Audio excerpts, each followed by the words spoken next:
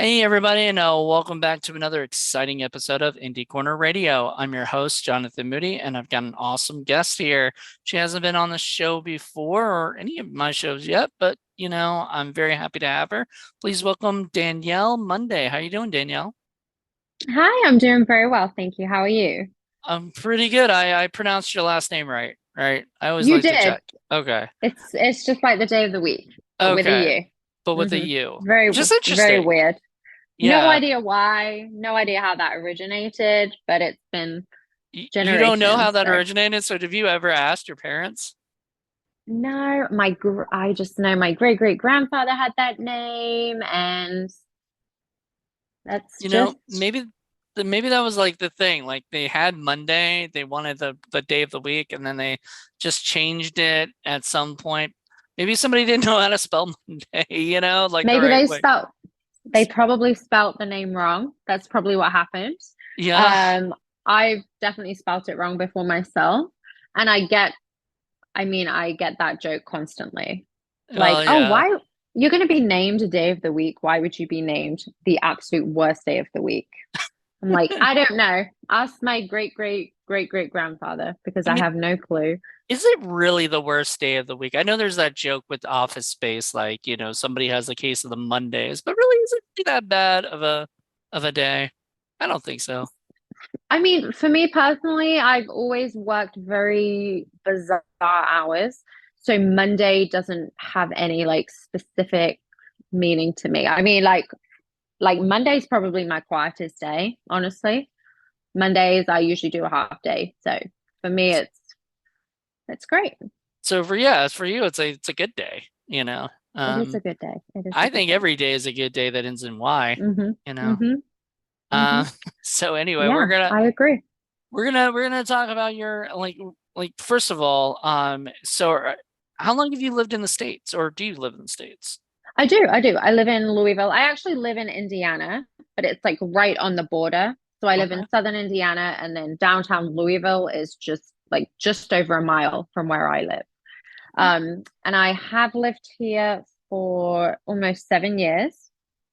So I'm from Oxford, very close to London, and I moved here early 2017. And before I moved here, I was kind of back and forth to Florida. So I would come to the US, spend a few months in Florida, go home, come back, go home, and then, my visa and everything went through, and I decided to move out here permanently. That's awesome. hmm Yeah, we're very happy to have you. Um, Yeah, happy to be here. it must be like, It's because I always wonder, because like mm, when people are from another country and they come and they have a beautiful accent like yours, they must get a lot of work for characters that are English, pretty much like that, right? yeah, like I don't think I've been asked to do an accent different to my own. I've been asked to kind of tone it down or maybe kind of emphasize my accent, but I've not been asked to do an American accent or any other. So that's Okay, well, been that's that's that's been cool. easy for me. hmm Yeah, well, can you do an American accent if they asked? Um, I've had to do an American accent in the past. It's probably been, I would say, about 12 years since I had to, and it was for a musical theater performance of Chicago. And I think I was like 18 years old, and we all had to do American accents. And I thought it went well, but you might think differently if you watched the play. I So, don't know. I mhm. mean, I don't know which one's easier or harder. Like, is a British accent easier than an English accent or like American accent? I think it's probably the same. Like I Yeah. hear people impersonate me all the time, and it sounds strange, probably because I know them and I know how they sound, but at the same time, it's not. I mean, it's not accurate. It's not accurate. And I think it's always better to use somebody for a piece. I mean, you've got some of these incredible actors. You've got Gerald Butler, and he puts on an American accent for like the majority of his movies. But I can still tell. I can still tell it's not authentic.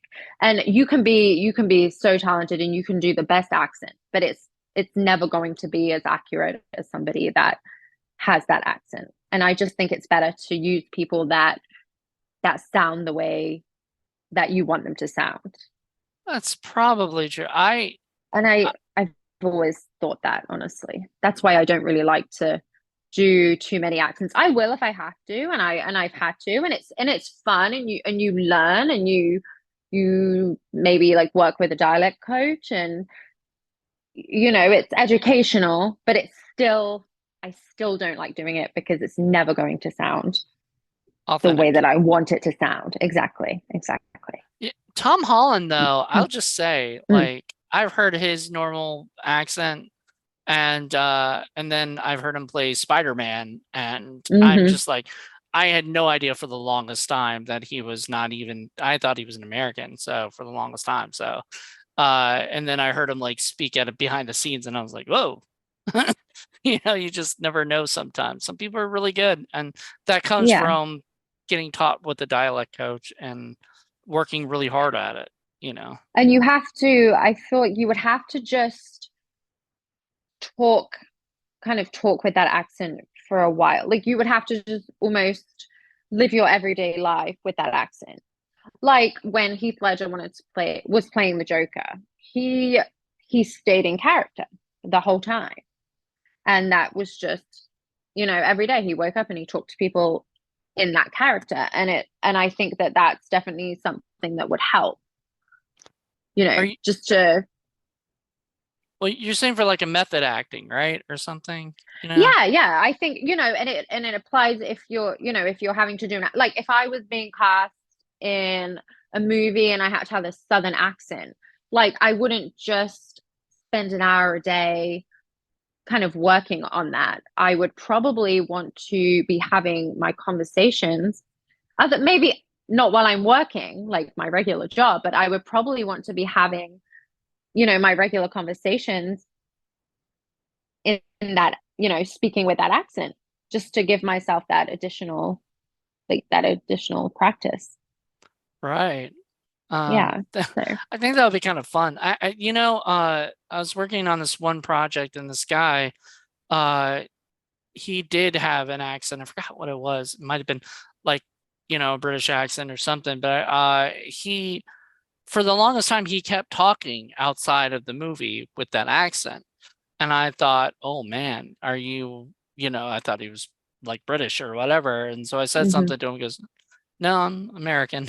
Like he just kept it going so that he didn't lose it, I guess. And I was like, okay, that's kind of neat. I never thought about that. Like you probably don't want to lose it. It's like when I used to work with a girl from Hungary, and she had studied English for 7 years in school, and she could not speak. She could not hold a conversation until she actually moved to the UK and was forced to speak with that accent every day. Like she had no choice. And I mean, I think those same principles apply there, definitely. Yeah, definitely. So what was the first project that you ever worked on, whether it be like a play or a film or anything? So let me think. So I was maybe 7 years old and I started dancing. Like I was very involved, like contemporary dance, tap dance, a bit of ballet, but Mm. more for the technique as opposed to actually enjoying the style of dance. I did some jazz, some hip hop, and gymnastics, and I was just very involved in movement. Like I liked being up on my feet. I loved prancing around. I was very young. I didn't really know what I wanted to do at that time. And then I think I was about 15 or 16, and because I wasn't quiet, but I would get a bit of stage fright. Like I didn't necessarily like talking in front of the class. So the idea of I did take drama in school, but I did feel stage fright. Like I would get stage fright, and I would opt for characters with minimal lines, like two lines here or ensemble lines, and I guess I grew out of that because I went at 16, I took a diploma in acting.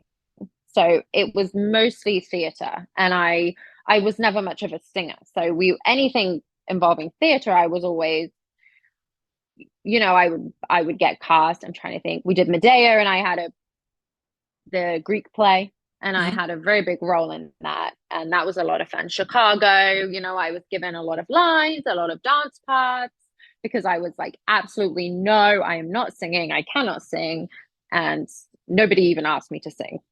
That was fine. That was fine. Maybe in chorus or miming.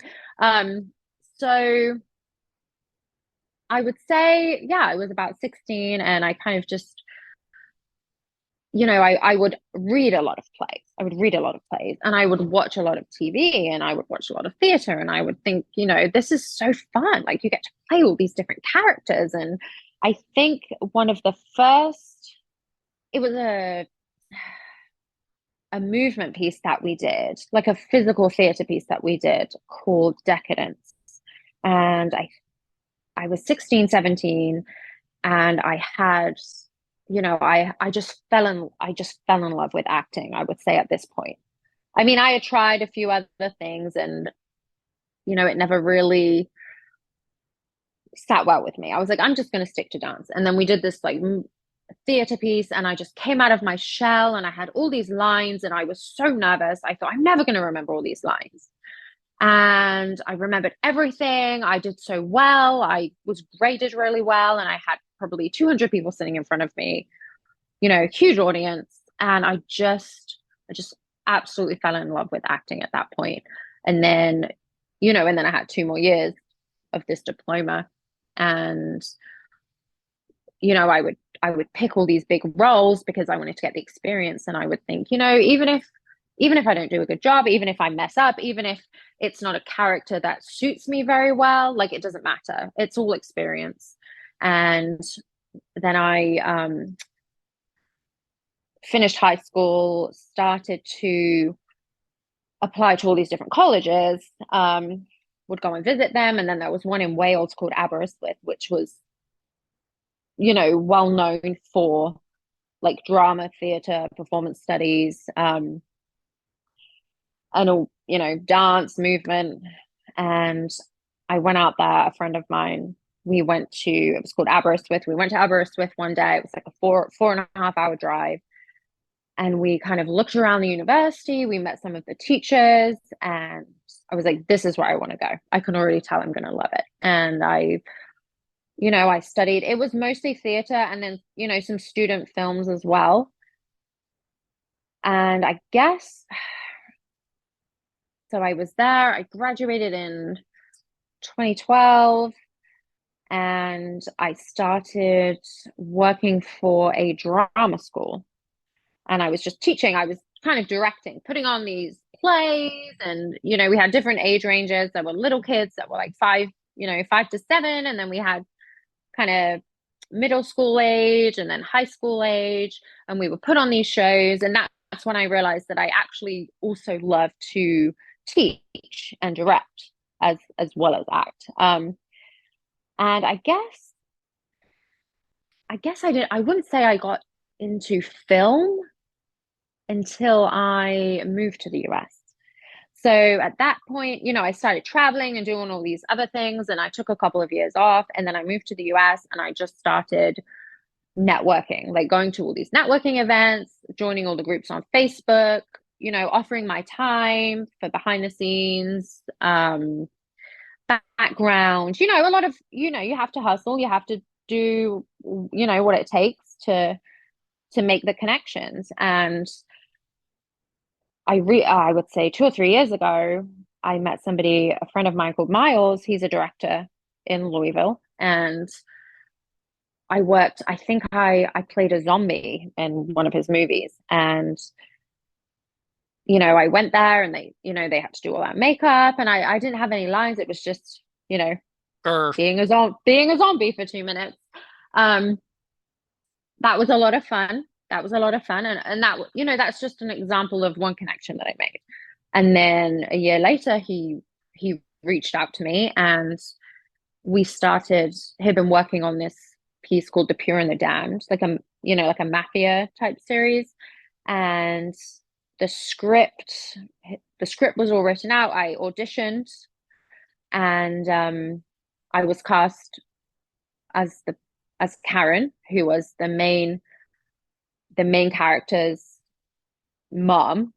Um, excuse me. And I've been kind of focused on that project for a couple of years. So acting and producing this one. It's called Appear in the Damned. It's on Amazon Prime, Nice. and it's 3 episodes.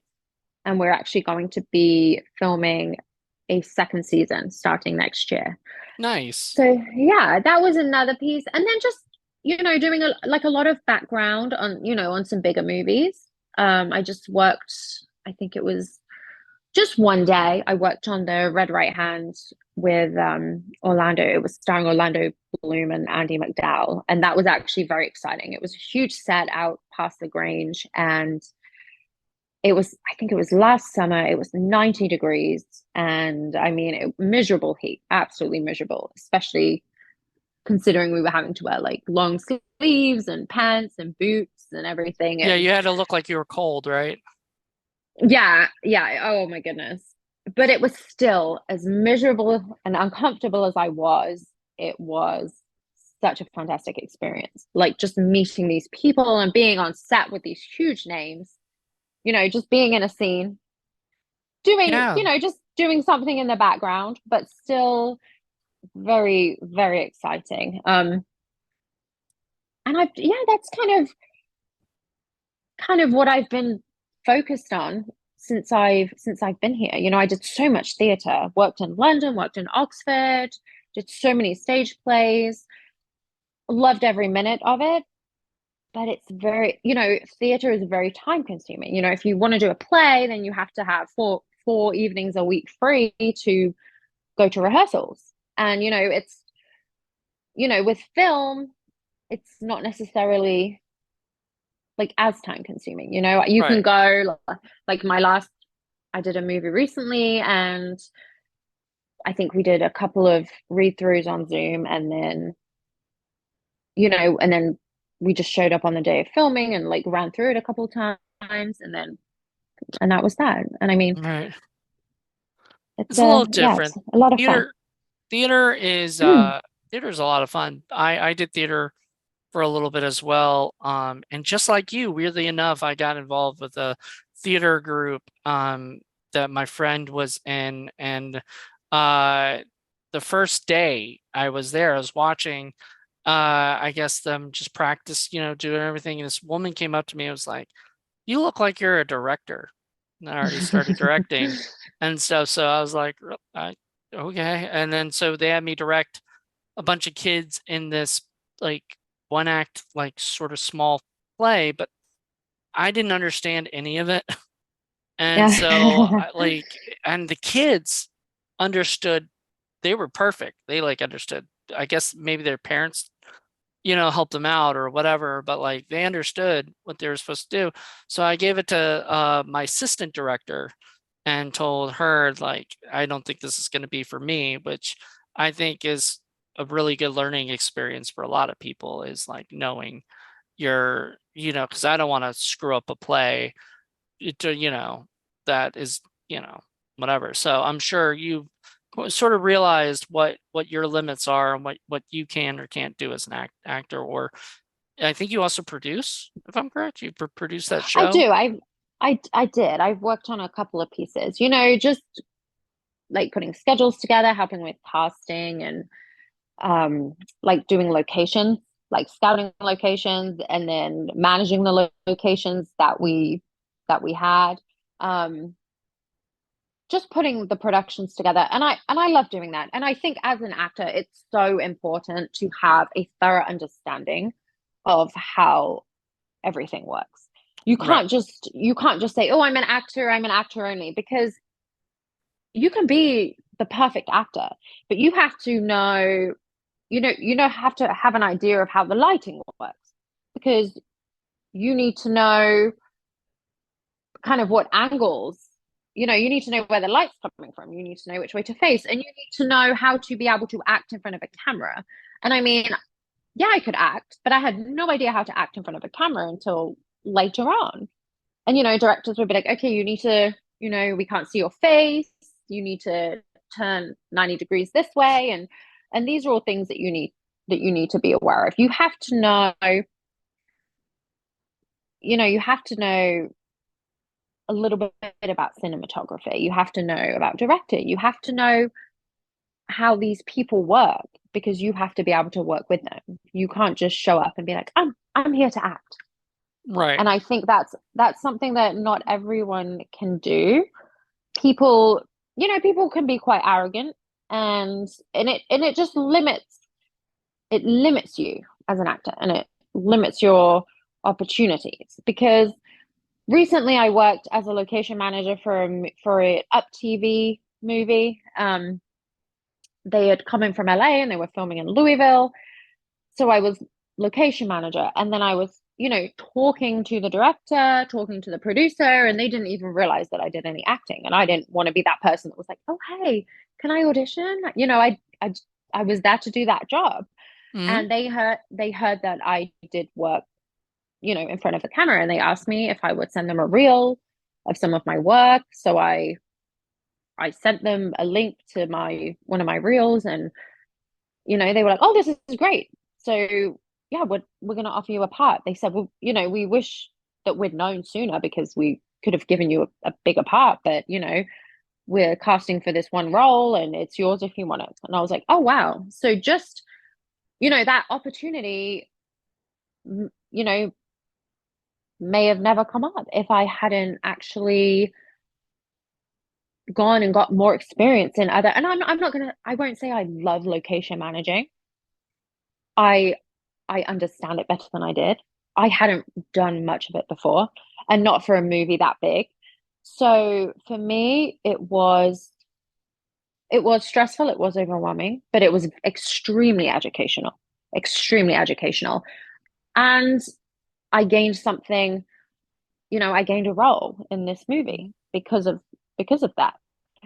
And that's something that I'm learning. Maybe it's because of my age, maybe it's because I've been in the industry so long, but I just do not advise anyone to say I'm only an actor. I will only act, because it just really, really limits you. It really limits Exactly. you. I was gonna say it limits you as as a yeah, because I like the fact that you actually went out and you did the location managing and you didn't bother them about being cast, because that's a big no-no, period, and especially for Hmm. Hollywood. Hmm. Do not ask for jobs No, or whatever. Just do the no. job you're doing and learn, whatever that you have to learn.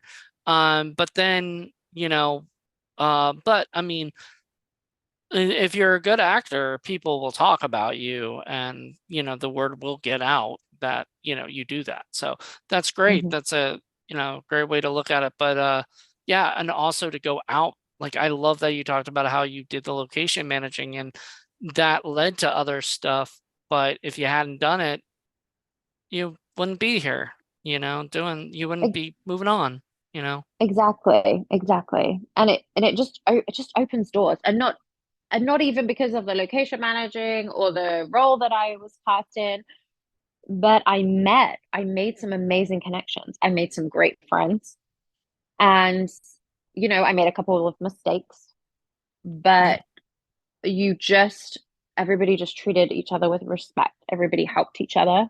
I mean, it was a great. I really enjoyed working on that project. Um, and I mean, you just really have. It's hard because you really have to put yourself out there. What I really want to do is spend every second of every day filming monologues, auditioning, signing with agents. But I'm like, I'm also running a business. I'm also bartending. I also go to the gym. I also have a family. I also have friends. It's so hard because you have to make time. Like, when something's important to you, you have to make time. And I do, and I definitely make time to send in auditions and film and do what I love. But it's hard because it's honestly all I would want to do is work in that industry. So Hmm. you have to be, you have to have a good attitude about it. You can't just say, oh, I want to be a famous actress, because I would hate to be famous. That would give me serious anxiety. I like acting because I love playing different characters. It's exciting. I love storytelling. I love reading stories. I love watching plays. I love everything to do with theater and film and television. And I mean, you just have to have the right attitude. And I think a lot of that comes with maturity, experience. But I've seen, I mean, I look back to when I was younger, and I definitely missed some opportunities because of like my attitude and because of how young I was. And I look back and I'm like, I could have spent, I was hanging out with friends 6 nights a week when I could have just hung out with them 2 nights a week and then spent the other 3 nights pursuing, pursuing more jobs. Hmm. And I mean, you have to love it enough to make it a priority, but at the same time, it cannot be your only priority. Like you have to, I mean, family is an important priority. Being a good person, like doing things for your community, volunteering your time to those in need. I mean, these are all important things. You can't say, I only care about acting, that's all I ever want to do, don't care about anything else. Hmm. And I've seen people say that, and they're not necessarily any more successful than somebody with a completely different attitude. Well, And I mean, it's also to me, it's also what I think is that, and you touched on it, which is the idea of looking back at your past and realizing you did those things before that those, right? And I don't want to say regrets, but I do want to say like you look back at your past and you're like, now I can do better, you know? mhm, And I feel like that should be the way people sort of view, when going into their you know, to their film career or acting career or whatever in the entertainment industry. What you've got, if you weren't serious before, now you're getting serious. At least you know that now. And now you can move on and you can start working on it because, like, you're not going to, there's no like age where all of a sudden you're not going to get work. Like, I'm sorry, like there isn't. I know there's a lot of people who say that for different people, like some actors, actresses, they're not, like no. There's always going to be a role, for somebody. They just, just gotta find it. exactly, exactly. You always need, even 80-year-olds. Some people fall in love with acting when they're 60, 70. And I Hmm. mean, there's roles for them too, because Yeah. there's not that many 70-year-olds that feel like they, want to go out and work 24 hours straight on a movie set. So, I mean, that gives them an advantage too. Hmm. So I Definitely. believe that. Like I truly believe that you really want this, whenever you want this, you know, Hmm. you just got to work at it and everything. And like you said, you didn't work before because, or as much as hard as you do now because you were playing with your friends, or whatever, you're hanging Hmm. out with your friends doing whatever. And I think that's good that you know that now and you sort of, I think I'm pretty sure you do this, but you probably like monitor your time and you kind of figure out like, today I'm going to do this, tomorrow I'll do that, that kind of thing. And that's what you need to do because, you know, you're going to be busy with your friends, family, loved ones, all that stuff. But you're also going to want to work really, really hard to keep getting where you're going. Exactly. Exactly. Time management. Oh my God. If somebody could have told me how important time management was when I was like 15, that would have been amazing. And I'm sure they did. I'm sure I just ignored my mom and my grandparents telling me this. But you do. You need to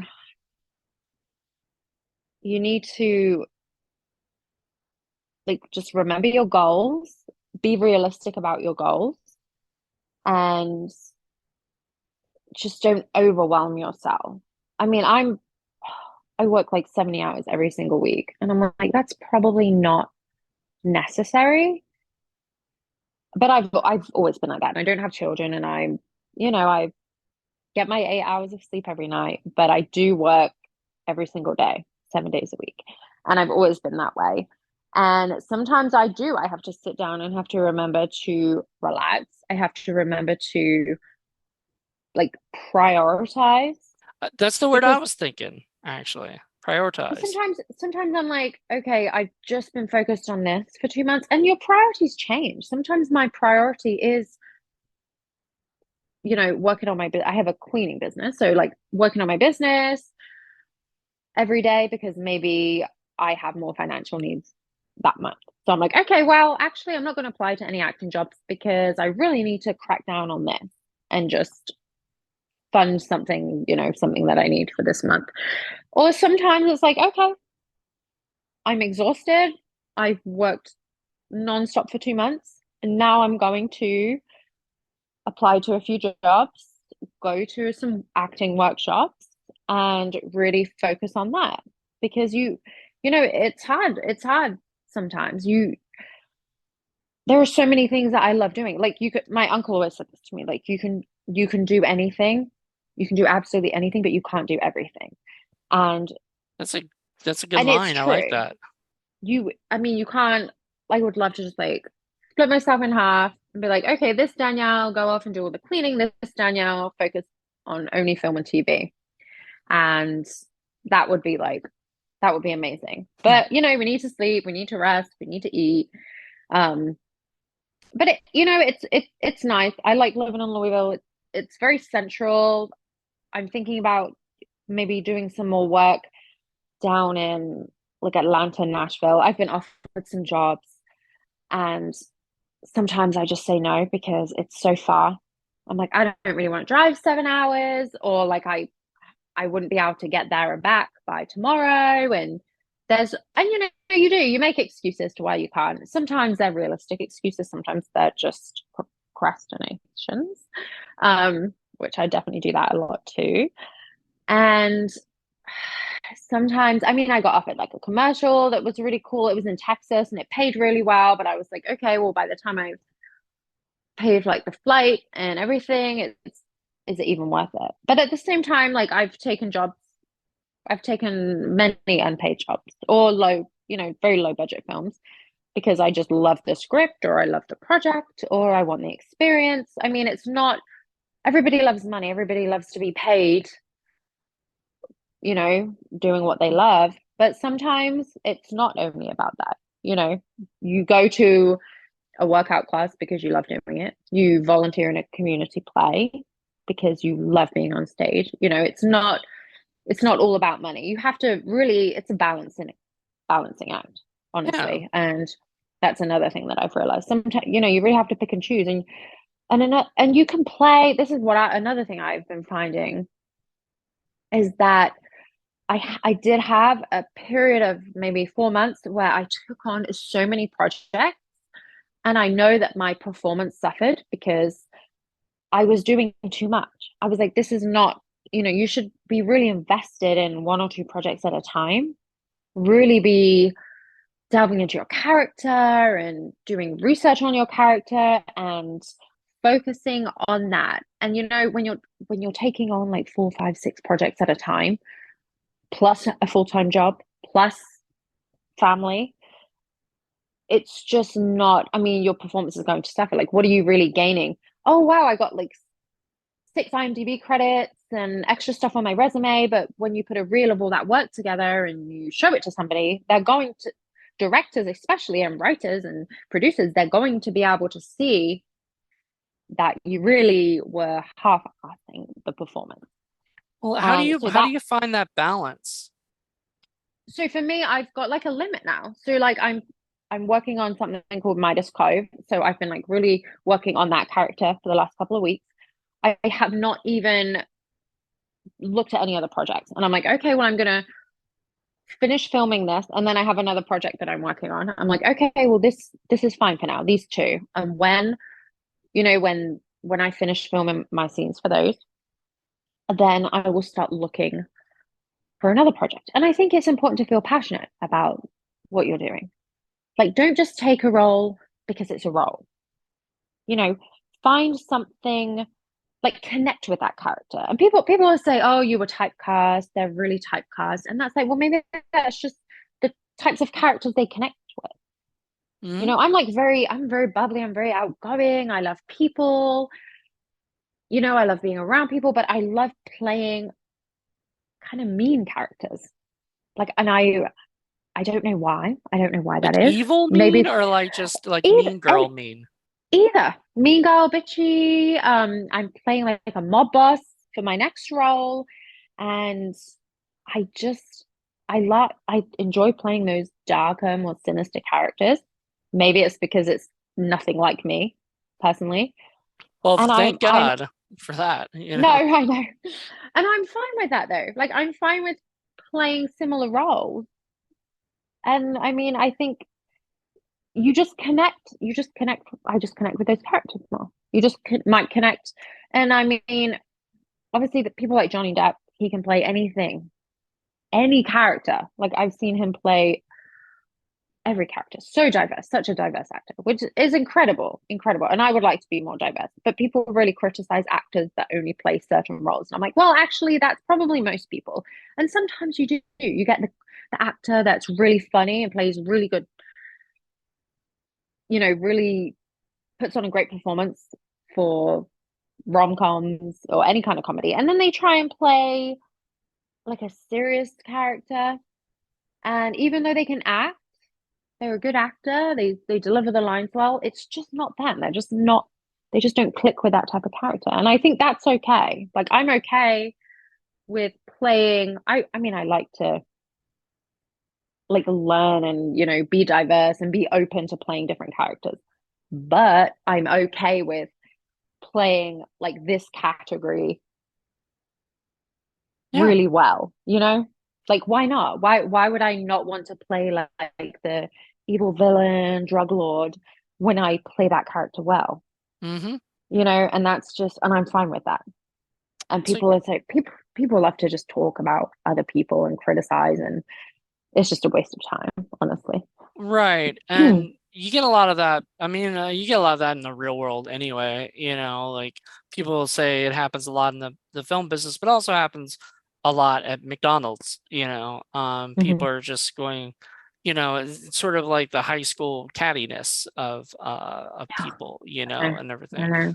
We never really grow. I don't think we really ever grow out of the high school Hmm. mentality that we have because, you know, we sort of, that's who we, you know, at one point in life, you sort of get defined as, you know. Hmm. So when we're, um, you know, when we're freshmen to seniors in high school, that's sort of who we will become, you know, as we might just be more, you know, older, some wiser, but like, you know, we're the same person in a way.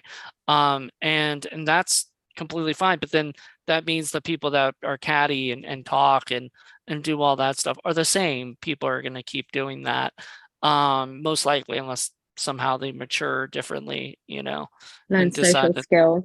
Hmm. what Unlearn, I've said unlearn social skills. Like, they exactly. know, they think it, but they know not to say it, Now, kind of. as an actor, you got to learn a lot of social like skills and everything. I'm glad that you got out of your stage fright because you know that is something that I had dealt with too. So fully get it, you know. And so you got out of your stage right. You're out there acting, you know, or whatever. Do you still ever like feel anxiety or like worried that you're not gonna live up to the character that you're portraying? Um, if I put in the work, then no, I don't worry. Like, this conversation we're having right now, this is scarier for me than acting in front of 100 people. Really? Because absolutely, like, I you know, when I'm playing a character, I just play the character. I just am that character. And if I haven't, I might get nervous if I know I haven't rehearsed enough. or if I know that I haven't really, and that's another reason that I try not to take on so much, because I was doing too much, because I was so worried about building my resume, as opposed to, you know, like I spent 2 years on this Pure and the Damned project. And that I learned so much more from that than I did from four small projects combined, Hmm. like rushing to this location, like, oh, what am I supposed to wear? Oh, let me just read my lines like right before I go in. And I mean, it's not all about, obviously, it's not all about the lines. It's about the message you're sending. It's about what you're saying, how you're feeling. Yeah. And I used to, I used to be so focused on the lines. That's another thing that people, I mean, unless it's Shakespeare, but it's just not that important. The lines are not that important. And I did a workshop recently with Vin, who's incredible. He's just incredible at everything. I love him. He's great. And we were doing a duologue, and I was so Is that what they're focused on called? the A duologue? Like a with two monologue people. with two people is a duologue? Yeah. I I did not haven't know heard that. that term. Yeah, I haven't heard that term. Maybe it's just in a long time. I mean, I haven't heard that term in a long time. Yeah, we Oh, always would say duologue. And he just came over and he just took the book from me, because I was so worried about like reading my lines and not messing up my lines, even though I knew it was crazy. I knew that the lines were not important. He'd already said the lines are not important. Just deliver your message. And he took the book away, and then I just ad-libbed the whole thing. And it felt so much more real to me. And he was like, that Danielle, it was 10 times better. And I mean, you have to keep doing workshops, you have to keep reading, you have to keep practicing. Sometimes people look at me, sorry, I'm getting a cough. it's okay. Sometimes I'll be like reading or like talking to myself, but I'm like rehearsing, Hmm. or I'm imagining like a scene, and I'll be like in my car like making something up, like almost making up my own monologue. And then I realized I must, you're like, you must look like a complete weirdo. If you see someone walking down the street talking to themselves, you think, okay, that's crazy. And we need to get out of that. Who cares? Who cares if you look crazy? You're only learning, you're only practicing. Like it's not important. So I'm trying to get out of that. I'm like, who cares? And I think Yeah. the older you get, the less you care what people think. And I I feel so remember. much more comfortable. Go ahead, sorry. No, it's okay. Sorry for cutting you off. I remember being in a bus, and I think it was eighth grade or something. And we looked over at, in school, and we looked over at this girl that was like talking to herself in her car, you know? And we're like, that girl is crazy. Till we realized she was singing in the car, you know? Oh, Like that's what, but she looked like she was talking to herself. We were like, that girl is crazy. What is she doing? This was pre like cell phones. Like the cell phones back then were like a brick, you know? the brick. Yeah. Yeah, I remember the Zach Morris Saved by the Bell telephones that everybody would have. And but Oh, anyway, yeah. yeah, that's crazy. But I was just always like when you were saying that, we got to get out of that mentality. We really do. But Hmm. it's once again, it's a child mentality of like, well, that Hmm. person's different than us because they're talking to themselves or whatever. What's his name? I think it was Vincent Price or no, John Carradine would walk down Hollywood Boulevard in a cape, and he would recite Shakespeare. I don't know if he was practicing or he just did it for fun, but that's Hmm. what he would do. And I just love that. I love hearing that because, that just gives me hope for weirdos out Hmm. there, Absolutely. there's And who wants to be just like everyone else? no, Like, oh, let nobody. me just sit quietly and be really insecure and not say what I'm thinking or feeling just so I can fit in and, you know, Yeah, definitely. not, I mean, it's crazy. And you grow out of it. You do grow out of it. But it's always that little like insecurity is always there. It's always Yeah, there. actors have way more insecurity than people realize Hmm. because they have a lot more riding on them, at Hmm. that time. I mean, they have to like, you know, when a normal person sees a movie, right? They don't Hmm. see that there's like, they might not see that this person has to get to this particular area at this particular time, you know, or this shot, or they won't be in focus in the shot, right? So they have Hmm. to say their lines, which they have to already have them memorized or have it like ready to go. They have to go sit at that mark, and on top of that, they have a lot of doubters and people telling them that Hmm. they suck in some way or another because jealousy or whatever it is. But like they have all of those things that they've got writing on them, and it makes them very insecure. And you know, a lot of times as a director, I've got to just calm them down, from that Hmm. insecurity and tell them that they're doing great and everything, and remind them that because a lot of times they don't get that, and stuff. So they need to be. Or do you feel like you need to be reassured a lot? No, maybe when I was younger, not now, not so much now, because people are, I, it's important not to be self-involved. People are very self-involved. And I think when you're not self-involved and you have like respect and appreciation for everybody, and you focus on being a team instead of just an I think that you don't have all that time to feel that way. You know, I I agree. think, make sure everyone else is okay. So, people spend so much time. If you actually spent more time being concerned and worrying about other people, you're actually probably going to be happier than sitting there like obsessed with how you look and what you're wearing and how you sound and this and that. And I I I used to, but not for a very long time. No, I just don't. So you're just I don't. like, yeah, well, that's good. Because that means that you've kind of evolved as an actress, and you're able to kind of And under what? no, I was going to say, like, I like constructive criticism. I think, people that know everything don't know anything. If you can just, I'm okay with being wrong, because if I'm on set and I'm doing something wrong and you tell me the correct way that I need to be doing it, then I'm learning something valuable.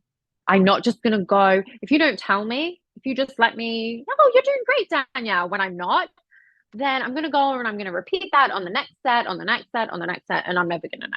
And I think that education is just the most valuable thing to all of us. I think it's so, so important. And when you when you think you know everything, and when you like run around being a know-it-all, you really just don't know anything and you don't have anything to offer. And it's so important to take criticism and to listen to direction, and to like just engage with the people that you're with in that moment. And people do not do this. And I'm not, and obviously not just in the film world. Like I, I've worked at some places and it's so toxic. Mm-hmm. And it's because people think they know everything. There's jealousy, there's cockiness, nobody's trying to build the rest of the team up. They're just trying to, like do the right thing themselves. And I'm like, you're not going to accomplish anything constructive if you're not working as a team. And I'm completely fine with going on. I was actually supposed to go on to this movie or series, sorry, like a TV series, and I was going to act. I had a small role, and I was also going to be a first AD, which I've never done. And I told the director and producer, he wrote, directed, produced the piece. And I told him, I said, I've never done that before. He said, that's fine. He said, it'll be, I said, I've been on sets and I've seen how things are done, and I definitely will be an asset. I'm not saying I'll be Mm-hmm. the perfect, employee, but I think being honest, I was very honest and upfront with him about that. And he actually was like, great, great. I've got so much to teach you.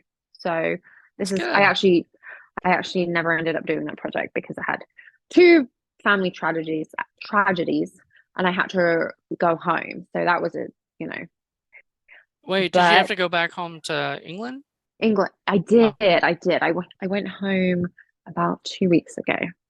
oh. Um, yeah, So this is recent. Oh my, oh, I'm sorry. yeah. No, no, it's okay. You know, it's life. Everybody Yeah. goes through loss, you know, it's inevitable. But I said to the director, you know, I'll let you know when I'm back in town. I said, I'm so sorry because I'm very punctual. I will not, you know, I was so excited about this piece and then something unexpected happened. And I was like, that has to take priority. I was very disappointed that I couldn't work on that episode. But at the same time, I was like, I'm Yeah. going to regret not going home more than I'm going to regret not working on this episode. So, That's yeah. sort of So where I'm, you have to be. You have to be like, what's more important? My, mhm, the things that really matter to me, like, and then that's the other thing is like, acting and being in the entertainment industry is great, and it should be like sort of, a job that you want to do. But in the end of the mhm, day, it's a job. Your life is way more important. And I think a lot of people have to understand that sometimes too, because some people take this stuff way too seriously as in, for acting and other stuff. And I feel like when it comes to like family or life, that takes precedence over everything else. Like, tragedies that happen, definitely, that takes precedence. definitely. And you know, some people I look at and I think, God, they just do everything. Like they just time everything perfectly. You know, and you with social media, like I follow people, and like my hugest inspiration in the whole world is Sophia Bush. And she, not even just as an actress, just as an activist, just as a person, just as a soul, like she just is phenomenal. And I follow her, and like I admire her and I learn from her, and she definitely is a huge influence for me. And I think, how does she do all of that? You know, she's here and then she's here and then she's at the White House and then she's on a film, then she's in London doing theater and then she's with friends and family. And I'm like, oh my goodness, like how on earth does she manage her Time time? management. But then I know, and I'm like, wow. But then I think, well, it's also just social media. It's just we portray the best version of ourselves. You know, if you look at my Instagram, it's like, oh, here's me doing this film, and here's me on my date, and here's me having lunch, and here's me when I just got my hair done. Because you want to be positive, but at the same time, you know, we need to be real. Like where I don't post, you know, when I'm having a breakdown over something that's happened, I'm not like, oh, Well, this happened today, and because I it's just mean, not. I feel you sort of should maybe, but like in the same Hmm. sense, maybe not. Like, there's got to be times where, you do post. Like somebody once said, this writer guy I know of, said that, in Instagram we always show our the best selves, right? Hmm. Hmm. But what he says in his classes is he tells everybody go take a picture of your messy bed, your messy room, Hmm. and put it on Instagram because people want to see that. Hmm. People want to see people who are real. People don't want Well, to it may see everything being great all the time because it's not real. exactly, and it's not, you know, it's kind of helpful. And I mean, I should do it more. I should, but I'm kind of like Instagram. I just feel I, you know, I like posting my, you know, my film pictures and everything because it's a way to store them because I Hmm. lose, you know, like it's a good way to store them. And it's, you know, it's like a collage. And sometimes when I'm feeling negative, I'll like look through pictures of me, my family, my friends. And I'm like, oh, this is so nice. I do have a great life. You know, it's not necessarily for the whole world. And also, you know, sometimes you want to encourage people. And I follow this one lady, I can't remember her name, and she's not an actor, but she's an influencer and she's into fitness and health. And, you know, she posts she used to post, like she would filter all her pictures and videos, and now she started posting. She has like acne. She's absolutely drop dead gorgeous, and she has some acne on her face, and now she posts everything just with her face. Like, I am happy, I'm healthy, I'm fit. This is me. And it's like it's very encouraging. It's very inspiring. It's amazing. She's absolutely sensational. See, And I've that's the just been stuff that's following her inspiring. journey. Yeah. Yeah. That more than people, like there are people on out there that will just post inspirational memes every Hmm. day, all the time. And that to me doesn't inspire me. What inspires me is seeing people actually doing stuff, Hmm. So then again, I got some flack for posting about my writing and how much I've been Hmm. enjoying it and everything. And then some dude was like, you're, basically saying you want people to kiss your butt, or whatever. And I'm like, it's not at all what I'm doing. I'm posting on my page, the accomplishments I'm having, whether or not, Right. so I know, like there's a lot of negative mindsets out there right now, and I kind of don't cater to that. Somebody And posts you shouldn't. that they got a part, say you post, I booked it, I got a part, I'm going to congratulate you. I'm not going around going, okay, well, she's booked 5 projects this week. She's just showing off, like that's ridiculous, you know? There is nothing wrong with showing off. When Yeah. you have something to show off, then show off. God, people are so, and it's very transparent. It is the unhappy people that guy that said that to you, unhappy person, not happy with his accomplishments, maybe not having many accomplishments at the moment. And instead of using you as inspiration, he's attacking you. And He said, I'm not the that's only one. That was the thing. And that was what even pissed me off even more is that he and you're like, actually, oh, because, you mean go ahead, sorry. like, because he posted about it. Then I commented, right? And I said, well, because he was saying like these people are never probably going to get their movies made anyway, or something like that. And I go, look, I'm only doing this to get more experience with my, and getting a manager and stuff. That's my goal, or whatever. Hmm. And actually, I'm not gonna lie, it's made me stop posting that stuff a little bit because of this little bit of a you know, little bit of judgment that I'm getting. And make wondering if maybe I'm getting that from other people too. And which I know is not true, but I'm just like I started realizing, oh crap, now every time I'm about to go post something, I'm like, should I post that? Should I not post that? And it's because of somebody's, you know, post Hmm. that made me feel like that, And if you are so uninteresting to them, why are they following you? Why are they taking that time? Why are they taking valuable time out of their day to comment negative things on your post? I mean, if you were saying something, like if you were saying something cruel and hateful, then yeah, of course, confront that. They should Mhm. confront that. But you're doing nothing other than being positive and showing your work. I mean, Right. it's a portfolio of you. And you have Yeah. this podcast where you interview other people, and all you've done tonight is listen to me talk about myself. And I mean, that to me doesn't seem like somebody that's self-involved and only cares about their work. I mean, it's hard. You have to almost, my skin's getting tougher, just more so in the last few years, because I've just been confronted with a lot of that. I was very sheltered. I lived a very sheltered life, and now I'm like, come at me. I don't care. Say what you want. Like I do not care. I'm not, if I'm being a good person, like if I'm living my life as a good person, who makes mistakes? But if you're living your life as a good person and you're doing what you love, then I don't think anything else really matters, Hmm. honestly. I agree. Absolutely. Um, Yeah.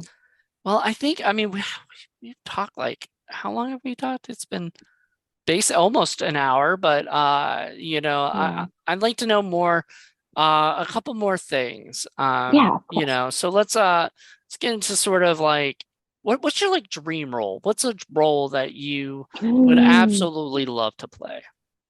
Ah, God. Mm.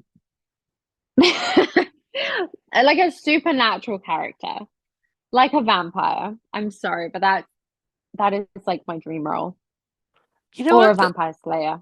Oh, Buffy the Vampire Slayer number y- two. you could That be would be like my dream role. Angel, like the Hmm. female version of Angel, and be like Hmm. a vampire who slays other vampires, or like A Blade, I guess. That's vampire Blade. slayer. Mm. Like a female That would be Blade. fun. That would be fun. Like a Yeah. fighting role. I really want to learn how to like fight, like do stunts. I do boxing. I go to boxing. I've been doing boxing for Okay, you've about been six doing months. boxing?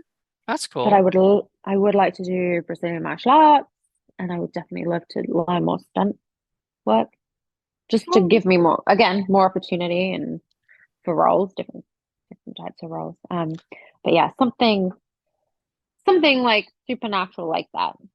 And I always loved those shows. I always like Supernatural, Buffy, Angel. Uh, what other ones were there? There were so Vampire many. Diaries. Vampire. Oh, of course, Vampire Diaries, Which is definitely. True funny. Blood.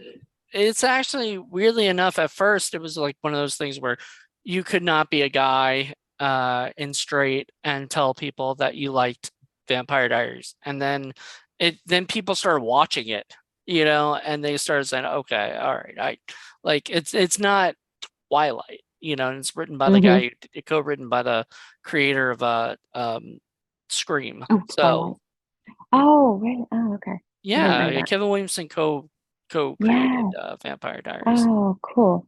Oh, Yeah. Twilight's another one. Love Twilight.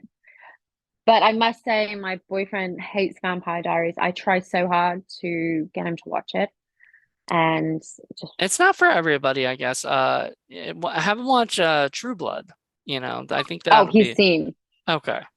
So he's seen there you all of go. True Blood. So have I. I love that show. Yeah. That's definitely wider audience, I would say. Yeah, I would love to play a like a physically strong character, something fantasy like, something that,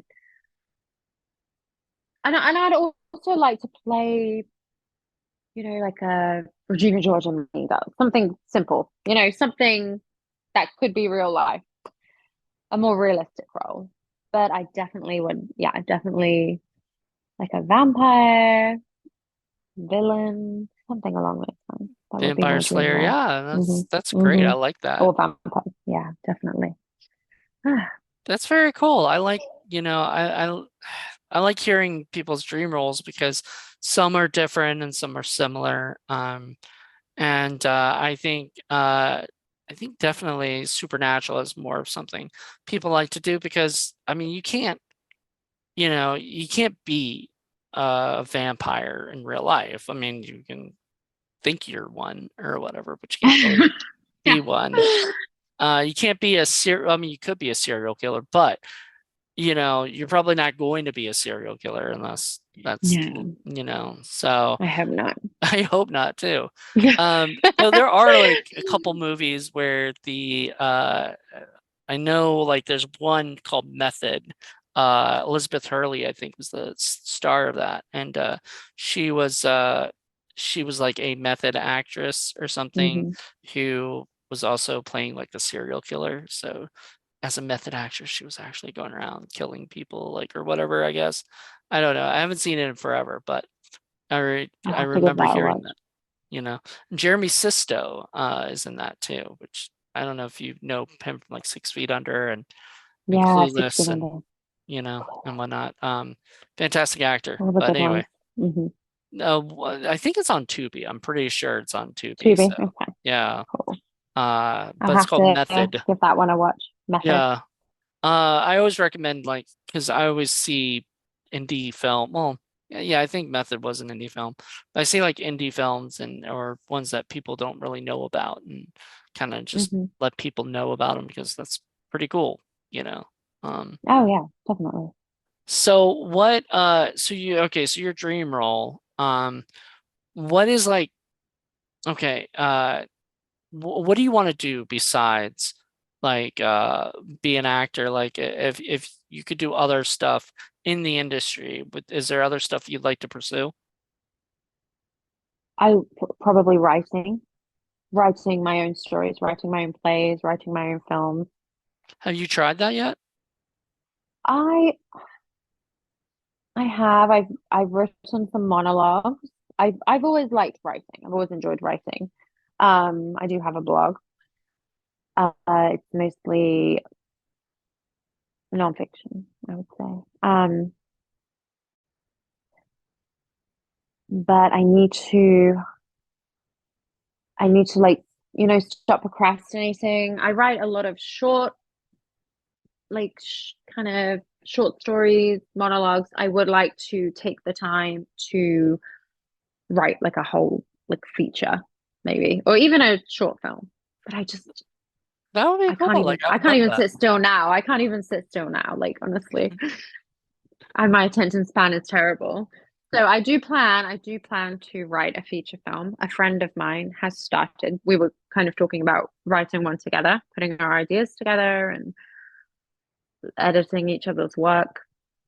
That would be great. And another friend of mine, we were talking about, we have very different tastes though. So I'm not sure Well, if you write how that a would.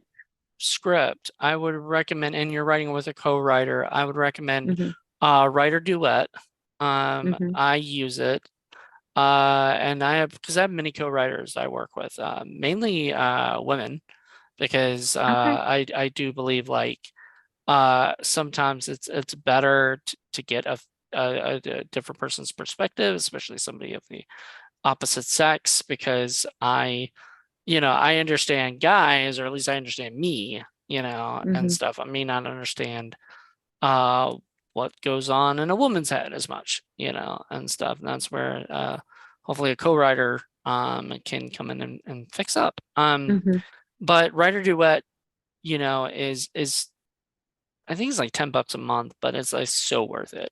When you Okay. get like unlimited stuff. And I started doing that recently, and I fell in love. So it's Okay. something I'm not Yeah, I'll check that sponsored, out. even though if they want to sponsor me, they can. I'm not sponsored by them, but I really like I give them props. Okay. Okay, great. Yeah, I'll have a look. I'll have a look into that. Definitely. Is there anything that you've been working on lately? Not so much, no. Just ideas mostly. And I wrote a couple of monologues maybe last year. But that's kind of one of my goals for this year I mean, as far as is to acting write. goes, though, are you shooting anything soon or? Oh, okay. Next Saturday I have some scenes. I have to drive to Somerset. So I think it's about a 3 hour drive and I film all day. It's the 22nd, all day that day. And then I have a couple of other short films that I'm filming in May. And then that's that for right now. And then I have a few auditions coming up from like roles I submitted to. That's So awesome. we'll kind of see how that goes. But I'm Yeah. like I said, I'm trying not to do too much at once. Yeah. I mean, you don't want to overextend yourself, You kind of want Mm. to pace yourself, and everything. And I know it sounds like you've kind of got the same issues that I've got, where I just want to do everything all the time, and just, I'm doing like 20 podcasts. This isn't my only one. Oh, cool. And it's funny because in May which is coming right up, we're just taking a break from a lot of these things, and then going toward just focusing on one to finish that, then going back to the other stuff. So in the fall. So Okay. I totally got where you were saying before about doing so much, together. You know what I mean? Like you need to Yeah. kind of pace yourself and kind of figure everything else out. So, Yeah.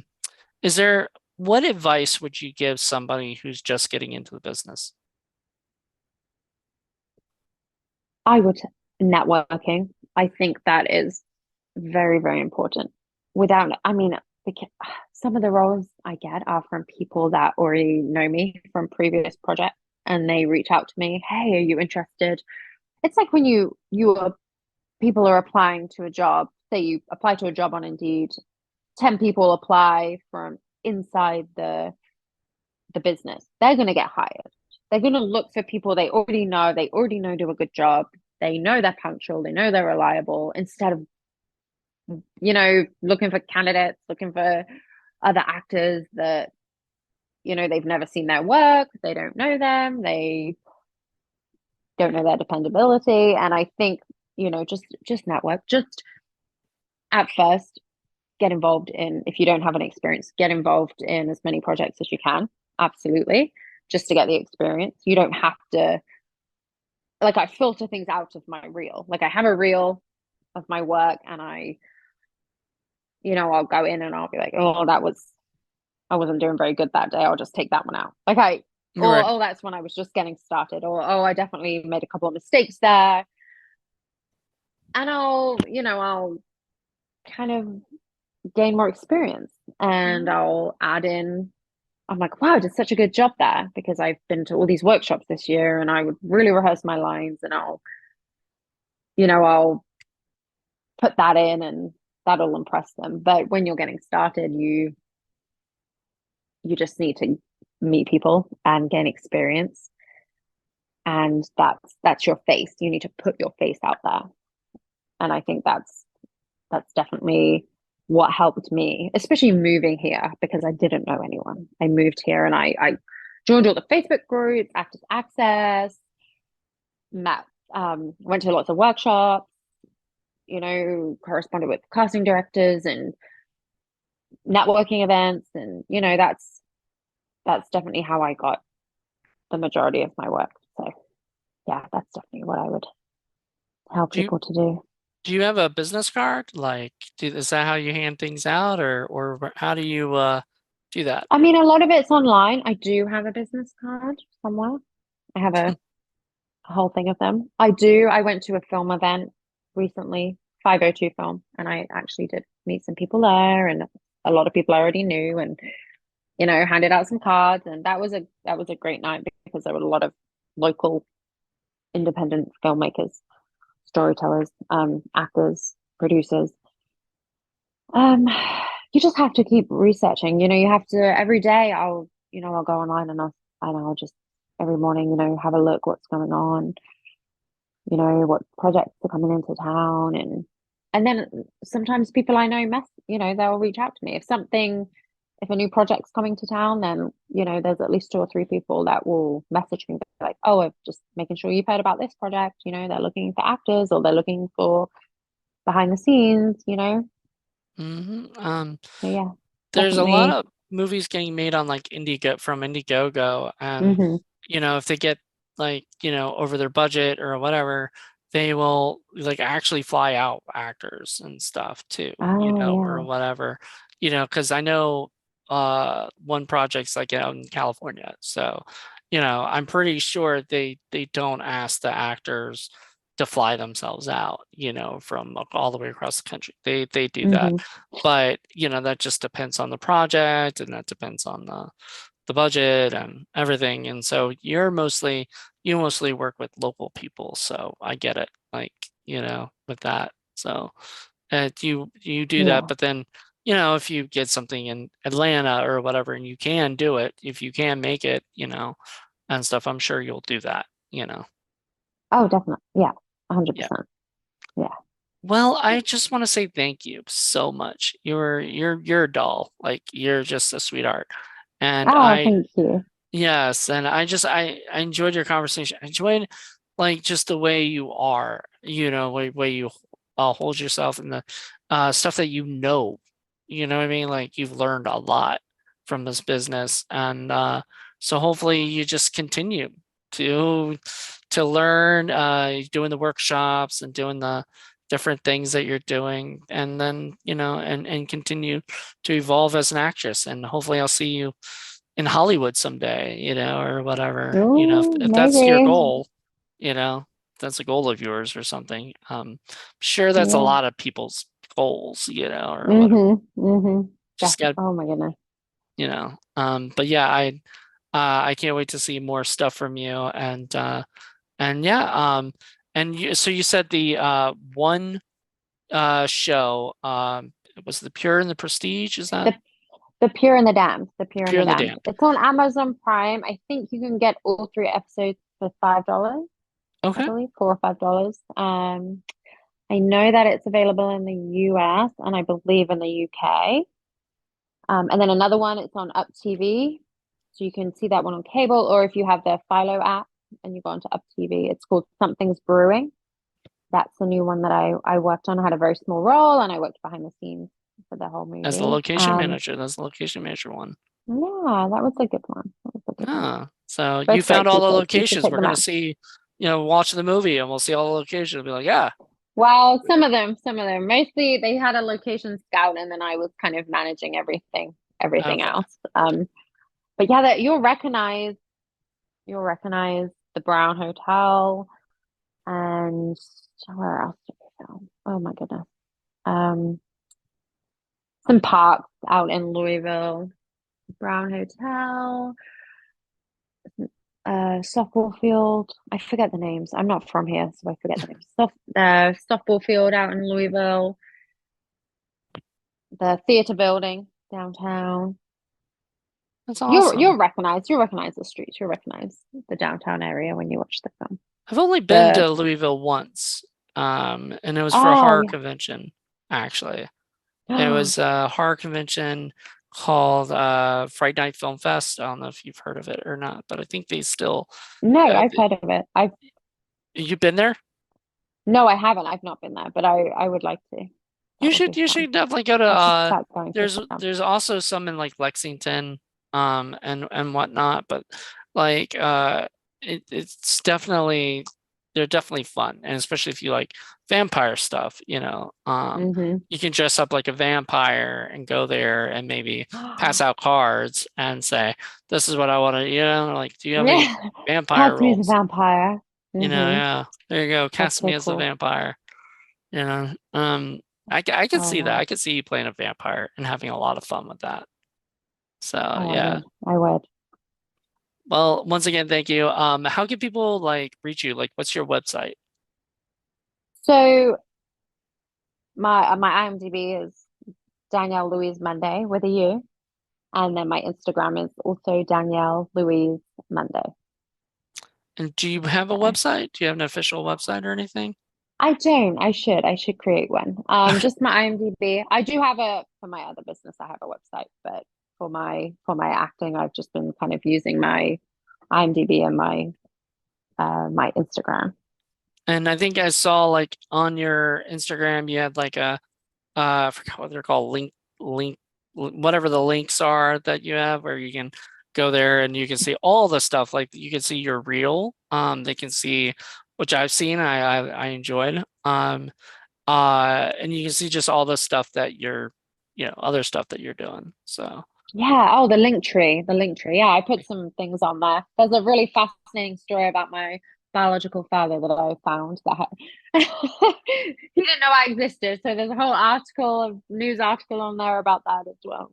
that sounds like a So, whole nother story that you I said know. that Yeah, you for wrote another about time. that, like, or something. I did. I did. I Oh, wrote. Well, there were newspaper articles about that. And also I did write a blog about that as well. But that's that's a long, long, long story. But yeah, interesting. you can Yeah. read about it if you go onto my Instagram. Hey, that also sounds like it could be its own movie, you know. Oh yeah. Oh, but I mean, it's so common now with all their ancestry and 23andMe. I mean, people are finding siblings and parents, and it's, Yeah, but that's you like know, that's a great thing for a movie because that is hmm topical right now is, the idea of finding the person who you didn't even maybe you or they didn't know, you both yeah. existed. It's, So yeah. I do. I interesting. have a sister. I have a sister, and I just met her 2 weeks ago. That was amazing. That's awesome. Yeah. So So great. I love very, that. very You know. cool. Very cool. Well, I hope they're listening and checking this out. And Everybody else, check out Danielle's stuff, like she said on Instagram. That's how I found her, is on Instagram. And there's just so much going on. So go to her Instagram, check out her stuff. She's got tons of information about what's going on in her world. And her IMDb. So there you go. And everybody, check back next week. There should be another episode coming. I think there's going to be 2 more or 3 more, and then we're going to take a little bit of a break. So just want to let everybody know. But thank you so much, and I can't wait. We'll have to have you back on sometime, like next year or something, and just That would be find out great. if there's Yeah. anything extra that you've been talking about. Maybe you found another relative that you No, didn't know exist. it's likely. It's likely. These days, you just never know, and then they just pop up now, right? Like, I don't know. Oh my Everybody's goodness. figuring this stuff out. All Yeah. right. Well, thank you so much. And everybody else, hope you guys enjoyed this. Until next time, have a good one. Thank you. Thank Bye. you.